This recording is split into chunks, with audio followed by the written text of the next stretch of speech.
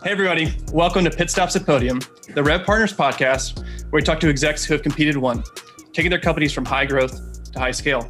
My name is Brandon Tollison. I'm the co-founder and CEO of RevPartners, and I have with me today Chris Carneal and Stephen Murray from Booster. Welcome, guys. Hey, what's up, Brennan? Thanks for having us. Well, guys, this is the first time that I've ever done a podcast where I have two of you, so I am very, very excited for this opportunity. So thanks for joining.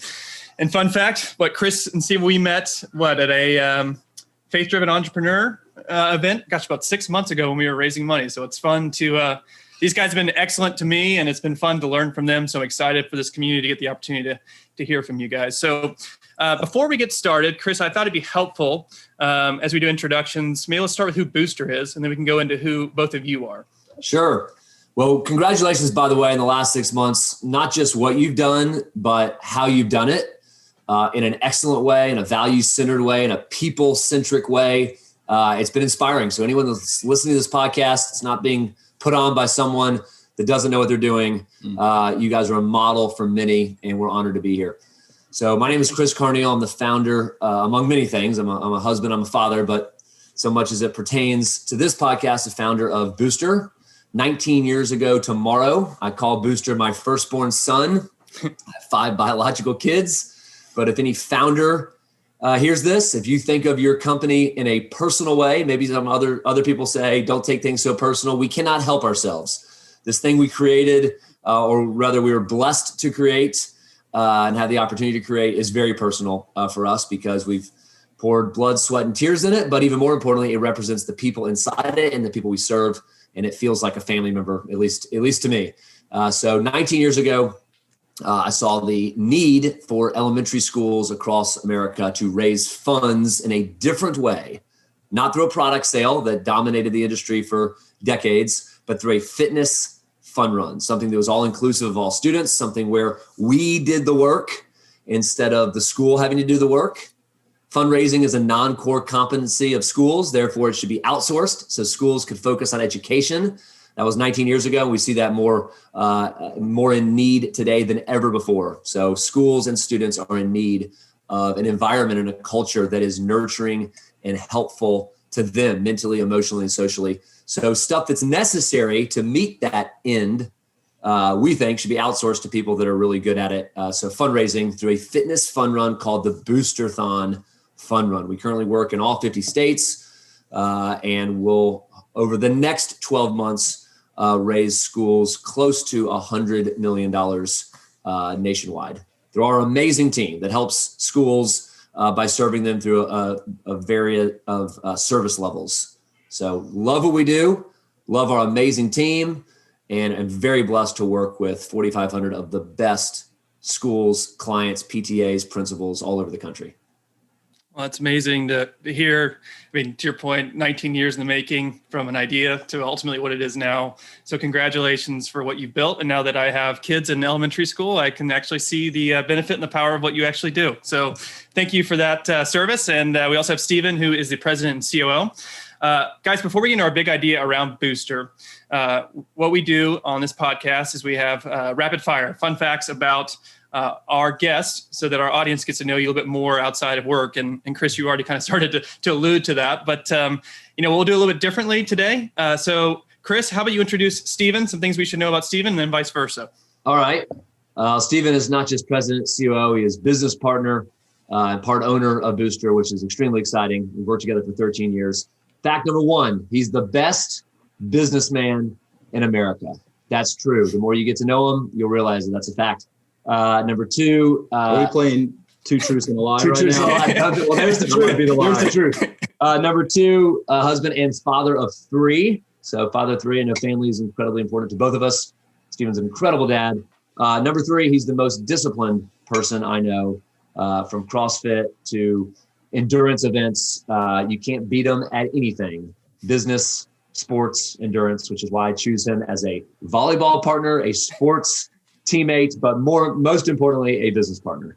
How's your cornhole game? When we play together, we dominate, but usually I'm the one that he carries me. I carry him. That's true. Very true. Good deal. Well, Stephen, what about Chris? Well, thank you, Brendan, and thank you, Chris. That was flattering. I will say, so Chris, a couple awesome facts about Chris. college baseball player, amazing athlete. He is was Sanford the Bulldogs? Is that right? That's Sanford right. Bulldog, Yep. UAV Blazers. Yeah. Huge mega baseball fan in general, as you see Go Braves right there on his shirt. It's been a tough start to the year. He mentioned it. We're actually at his house right now. Father of four, minus Booster. Father of four. He's been married happily for going on 19 years, about to yeah. hit 20 years. And I'll say this for Chris. Often founders and entrepreneurs, as the company gets bigger or larger, somebody like Chris, who's a big visionary, usually they like to move on to different things and take their energy and their skills elsewhere. But Chris has only fallen more and more in love with Booster as the time has gone by. And he is still very much, I refer to him as the engine room of Booster in terms of culture, vision, passion, and care for his people. If you spend any time around Chris, what you'll see about him and learn about him is somehow as the week goes by and the busier the week is, somehow he is only building up steam and energy. Most people or all people are losing steam and energy, but come Friday, he has more energy than he did on Monday, which speaks to his enthusiasm and care and zest for life in general. So nobody can outwork or outcare Chris Carneal.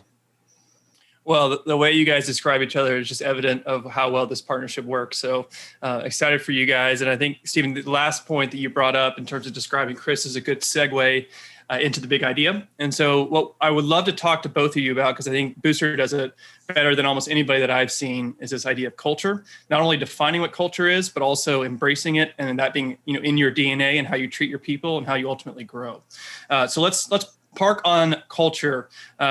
So Chris, before we get into culture in a deeper extent, how would you define culture within Booster? Oh man, throw me a nice softball right here. I could tell we could have an hour podcast just on culture. This is what I love the most. This is why, to what Stephen said, thank you. Why I love what we do, because I love our people. Our people we call culture, because culture means the attitudes, the expression, the deeds, the words of our people. So how do our people act and how do they think? And that is what we call culture. We have defined it, and we spend lots of time thinking about our culture. In fact, yesterday we had a senior leadership team meeting. We have it once a week for 2 hours. Our 11 senior leaders of the business. Updates, overviews, expectations, timeframes, thoughts. We spent the first hour talking about culture. And that's not abnormal. It's not an hour every single week, but we spent half of our time in a very busy season making sure that we're all on the same page about who we are and who we want to become, especially because we aim to double the size of the organization or more in terms of number of people and impact and clients over the next 8 to 12 months. So we want to be crystal clear when we talk about culture. What do we mean? Who are we and who do we want to become? What is our collective practice, attitude, habits, words, et cetera? So the past few years, we've redefined our culture. We've clarified it. We want it to be more aspirational and more actionable. So we shifted our corporate values that we had for 18 years that we very much believed in and loved. They started to get a little stale. So we shifted from values to what we call virtues. Our 6 virtues are our best way to define the culture with 6 words. So the Booster culture is represented best when our team members are at their best. They take action and they aspire to be these 6 words. Number 1, gratitude, wisdom, care, courage, grit, and celebration. Those are specific. They've been thought over, prayed over, worked over for a couple of years before we announced it to the entire company. And they're actually in order on purpose. We think if you live your day in that order, if you live your life in that order, if you wake up with a heart of gratitude, and then you seek wisdom, and then you care for others, and then eventually, of course, sometime during the day, a tough moment comes that requires courage. And then usually that tough moment persists and it requires grit. But man, at the end of the day, there's a sense of celebration, whether that's the day, the year, the week, or your career. We think those virtues lived out on purpose, for the good of others and our clients, make us, our company, our people, our clients, and our communities a better place to thrive and live. I love that. And Chris, I was hoping you were going to test Stephen with what the 6 new values were. I'm a little disappointed. He knows the virtues. I'm on my wrist, actually. So. That's awesome. Got a tattoo. So I think what I love is, especially is, typically what you see with companies is values and culture is just words on a page. But you guys really try to not only embrace that, but live it out, how you treat people and ultimately those that you serve. And so, Stephen, I'd love to hear a little bit from you just in terms of as you have scaled. I know it's changed, and we'll get into that, why it's changed. But just thinking through practically, when you think about those values, how has that manifested itself within your organization, but also with the people that you serve? Yeah, great question.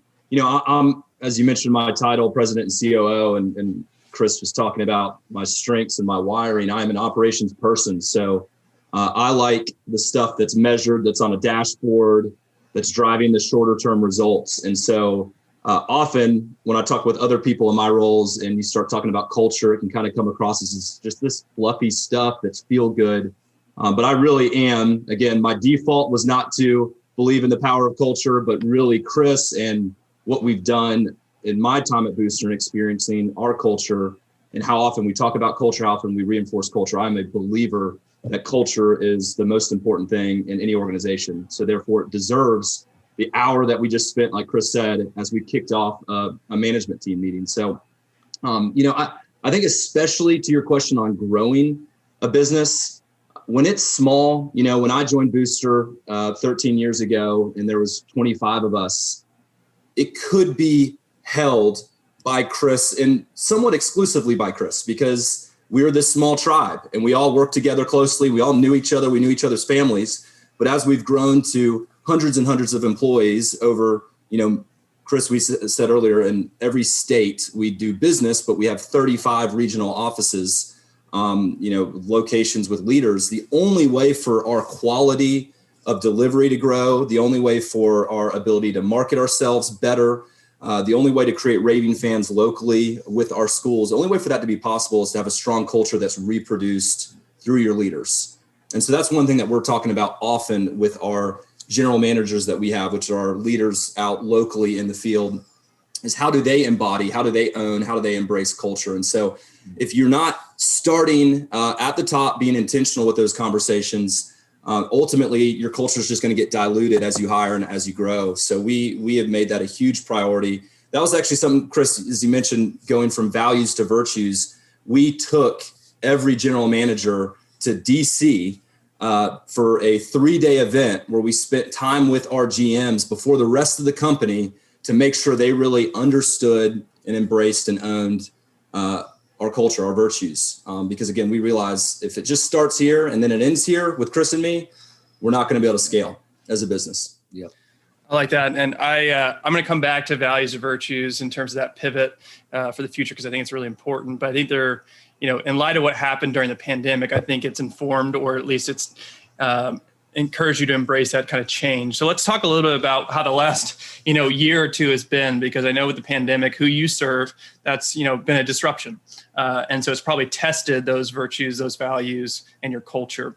So how have you been able to manage that in the midst of those tough times? Because it's easy to talk about culture and values when things are good, but they're not always good. And so I think there'd be some nice practical application for our audience just of how to, make that part of your DNA, both in the good times and bad times. Yeah, so I related very much to the founder's startup up and to the right, definitely struggles. Fundraising business in the Great Recession was challenging and ups and downs in scale. And not every team ever worked out. And I made so many mistakes, but nothing prepared me or came close to what we've been through the last year. In fact, 13 months ago today, for the first time ever, I felt like an elephant was standing on my chest. That's how I described it to my wife. 13 months ago today, March the 13th, was the beginning, day one, of 173 days of no revenue. Wow. Now, we're not a startup that's used to that. We were once upon a time, but we were burning 100,000 a day. And no matter how good your balance sheet is, and ours was pretty good going into it, you eventually run out of money if you don't have revenue, if your market is closed. So again, we work with schools and we host events. So every school and every event in the country was closed and we couldn't do anything about it. There's a whole long conversation we could have on how I grew personally and spiritually and emotionally. My marriage grew stronger. Stephen and I's relationship grew stronger. We just decided this is either going to break us or make us. We're going to lean in or we're going to lean away. And we're going to choose that on our deathbed one day or in our obituary one day, or when our grandkids hear the story of what happened to us in 2020, I want them to say, Booster became a better father and husband, a better man, a better company, a more caring place, better for our clients. That's what's going to be said about us. Okay, guys, so you got it. That's our posture. Now let's go forward. And that's what we declared, and we communicated with total transparency and trust to our team almost daily. Then we had weekly calls, all calls of the whole company, where we just said, ask any question. We're going to tell you the truth as much as it pertains to you and to doing your job. We're not going to hold anything back because we need to get through this together. But it was a very challenging time. Looking back, by luck and providence and blessing, because we had spent the past few years really shoring up the foundation of who we are and our virtues, especially of courage and grit, we now look forward to the virtue of celebration over the next couple of years because we did get through it together. And we saw lots of amazing team members become even better, innovated the program, adapted, but our culture was broad. It was not shallow, but it became deep at a level that nothing else besides a shutdown through a pandemic could have done. So the struggle was very challenging, but it produced character, it produced endurance, and ultimately we're better for it. Yeah, and Brendan, I'll add something real quick to that. I think, if you zoom out, the question earlier about, how does culture play into scaling, and the Peter Drucker quote, right? Culture eats strategy for breakfast. We've all heard it, but we believe it. So I think obviously our culture, our virtues, what we've spent a lot of time really ingraining into the organization has paid huge dividends for our growth and scaling. But also to this question, I think it has mitigated against the crisis and the 173 days, as Chris said, without revenue. We didn't have a business strategy. All we had were those virtues. All we had was that culture to rely on. The Marines have a saying, you probably heard before, that you don't rise to the level of occasion. You don't rise to the level of occasion, you fall to the level of your habits. So at the end of the day, I think what we have built, the habits that we have ingrained over the last 18 years, 19 years of Booster's history was what we fell back to. But the bank account was full, maybe not in cash at the end of the crisis, but it was full of virtue and it was full of culture and it was ultimately full of great leaders that weathered it with us. I love that. And I love the idea of, I don't say radical transparency, but the idea of leaning in and inviting the company to experience what you're experiencing so that there aren't any secrets. And so often you can isolate yourself or hide, employees from what's really going on. And so it's a credit and testimony to you in terms of how you decide to lead. The last thing I want to ask before we depart is when you talk about moving from values to virtues, Chris, can you walk me through a little bit more and our audience a little bit more of why you made that pivot, why you thought it was so important, and what that means for Booster in this next phase? Sure. Well, I'd say anytime anybody when I hear a podcast or read something or I hear any advice given, you have to really put it in context. What company, what time, what season? I hear advice given to a company that's $1 billion going to 10 billion. It's like, well, that doesn't apply to us. There is advice, though, that applies to any stage of the organization. And it's that culture matters now greatly. And the time you spend on your culture now, not 5 years from now, your 10th employee, when you get to 10 million, right now, if anything, you wish you could go back in time a year, a month, a week, and think about culture more. You can't, but you can start today. So anyone listening to this, the advice that applies to all of us is spend more time thinking about who you are and who you want to become. Call it whatever you want, pick names, call them values or virtues, but do you believe it? Do you personally want to become the words you choose for your organization? It's, I think our generation's finally getting to this personal professional divide doesn't exist. Especially if you're a founder or CEO or owner, pick values and virtues of your organization that you want to become. Ask your spouse, do you want me to become like this? Will this make me a better mom, dad, husband, father, community member, baseball coach? Well, if it won't, don't spend your 40, 50 and your employees 40, 50 hours a week pushing them to become something that doesn't help them personally. In fact, this is, again, we could talk about this forever, but my mission is to use the organization as a tool to help people thrive. A definition of culture, by the way, that I love is the calling out of potential. That's an Andy Crouch definition, if anybody's familiar with the book Culture Making. But how do we call out? How do we bring out? How do we cultivate, right, potential in people? Well, the leader's got to see the potential of the individual. They got to talk about it. Then they need to cultivate where they work, the workplace, in the sense that they need to create an environment where there's less obstacles, there's encouragement, there's the tools they need to do their job. There's a team of people that believes in them and puts them in a position for success. So they can leave their day, come home, be a better husband or wife, father and mother, community citizen, because something happened at work that made them feel successful, or they were allowed to work with great people or serve their community. So that's why culture matters. I can't remember your question, but I hope that's helpful to anybody listening.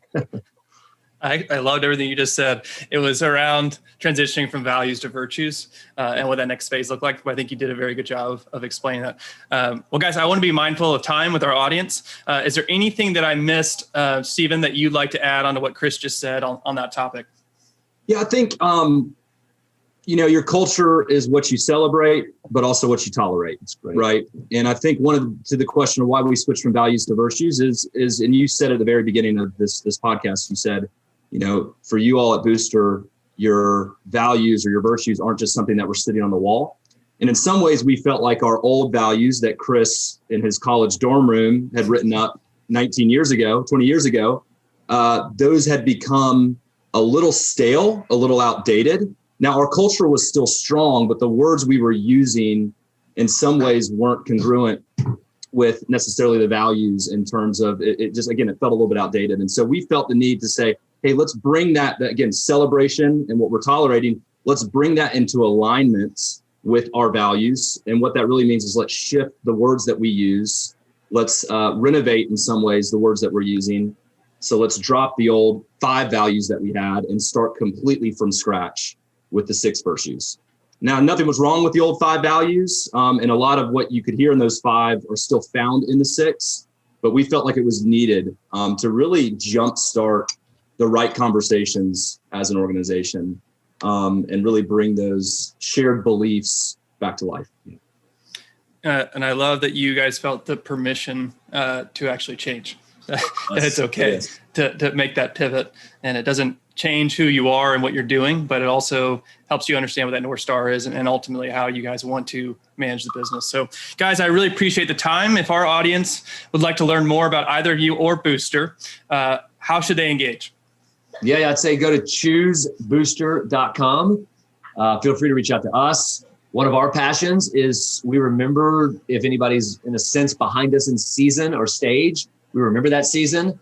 There's challenges. We have been blessed with some mentors that helped us navigate that season. We'd love to help others. We feel like that's a calling and a blessing and an honor to pay it forward in some ways. So I'd love to help. Love to have you at our office sometime. Anybody's listening, reach out. Community of companies focused on culture and their people and their clients doing good is what we want to help inspire and multiply, not just our own company. We also want to learn from other companies as well. So if anybody's doing culture in distinctive, different ways, we'd love it. Also, we have to hire, we're very excited about selecting 277 amazing leaders between now and July 15th.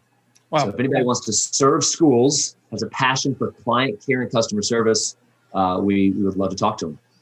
Well, I can attest to the fact those aren't empty words, that both of you have been very generous with your time as we've been building this company. So thank you for all that you've done. And maybe on a future podcast, we can discuss with both of you about how to partner together to build a company that not only goes from high growth to high scale, because you clearly have figured out how to do that well, understanding and how to leverage each other's strengths, as you described earlier in the podcast. So guys, thanks so much for your time. We really do appreciate it. And we'll talk later. Thanks, Brendan.